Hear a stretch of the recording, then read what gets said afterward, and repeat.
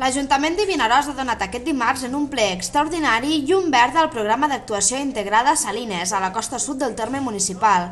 Així, aquest programa d'actuació, que es va començar a abordar fa 3 anys, podria començar a fer-se realitat en breu.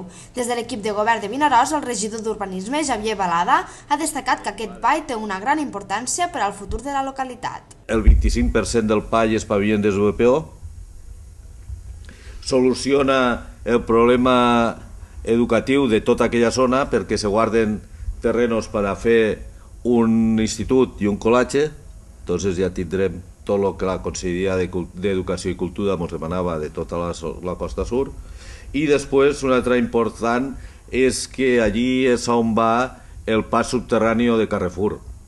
Vull dir que a l'aprovar este PAI el que fem és ja donar llum verda a que se puguen començar les obres en el PAI subterrani de Carrefour, que considerem que és vital. D'altra banda, després de denunciar la passada setmana indiferència per part dels governs estatal i autonòmic respecte als problemes causats als camins rurals de Vinaròs per la pluja, Balada ha reconegut que ja s'han produït visites de tècnics d'ambdues administracions. Van vindre de Traxa, enviats per la subdelegació del govern, van visitar els camins que estaven en mal estat i també tinc que dir que el divendres a migdia, enviats per la Conselleria d'Agricultura, va vindre un tècnic també per veure l'estat dels camins. Veurem les conclusions i veurem si la col·laboració, la part de col·laboració que hi havia per arreglar aquests camins, però igual que ens queixàvem de que no havien vingut, sí que tenim que dir, primer va vindre Traxa enviat per la subdelegació del govern i el divendres, segons tenim notícies, no oficialment a l'Ajuntament, però sí que tenim notícies de que ja va vindre algun tècnic enviat per la Conselleria també per veure l'estat d'aquests camins.